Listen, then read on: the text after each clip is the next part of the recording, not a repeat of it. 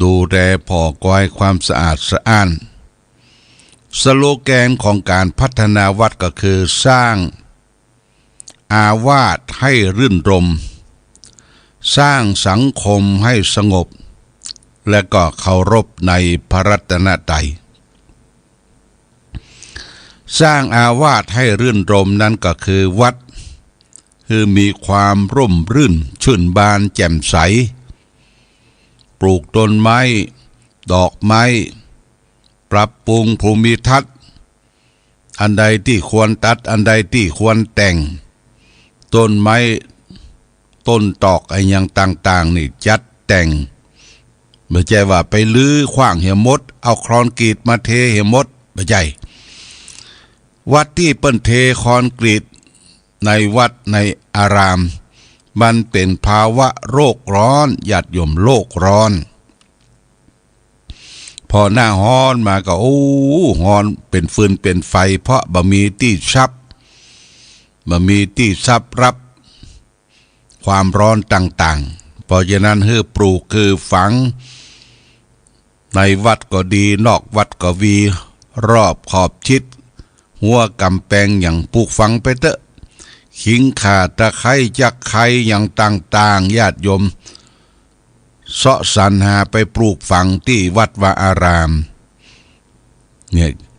สร้างวัดให้รื่นรมสร้างสังคมให้สงบสังคมก็คือการอยู่ร่วมกันแบบพี่แบบน้องถอยทีถอยอาศัยจะไปรังเกียจเดียดจะไปเอาเปรียบกันญาติโยมนะจะไปเอาเปรียบกันทำบุญทำทานทำอย่างฮื้อมันเสมอภาคกันเมื่อแจ้ข้าพเจ้าบางท่านบางที่นะอย่างเดียวทำอย่างเดียวแต่บอกออกบ่กินบ่ตานโดยเปิ้นเนี่ยญาติโยมจักจุงเปิ้นกินเปิ้นตานแต่เฮาบ่ได้ร่วมทำบุญหรือเอาเปรียบคนอื่นเขานี่คือเฮาอยู่กันด้วยความถ้อยทีถ้อยอาศัยล่มไม้ชายคาวัดวาอารามเดียวกันคือร่วมกันพัฒนาวัดมีสองอย่างวอแหวนมหากาศดอเด็กนี่คือวัดที่มีกุฏิวิหารเจดีย์ศาลาโรงโบสถ์มีวัดวามีที่ไหว้ที่ศาลนี่คือวัดแห่งอย่างหนึ่งก็คือวอแหวนมหากาศต่อเต่า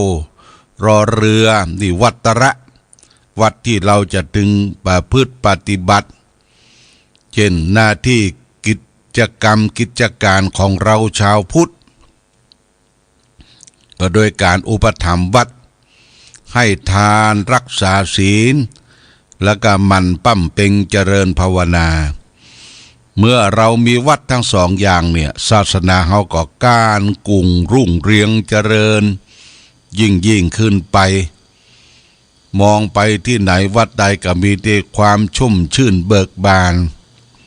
นะญาติโยมต้นไม้ที่มีความชุ่มชื่นเบิกบานจะมีสองสถานที่คือศาลเจ้าหรือหอเจ้านายนะที่เฮาแปลงหอเจ้านายแปลงศาลเจ้าไว้ประจำหมู่บ้านไผบ่กล้าไปตัดญาติโยมมีต้นไม้ขึ้นหลายต้นอยู่ที่ไหนก็ฮู้ก็หันเป็นที่อาศัยของนกหนู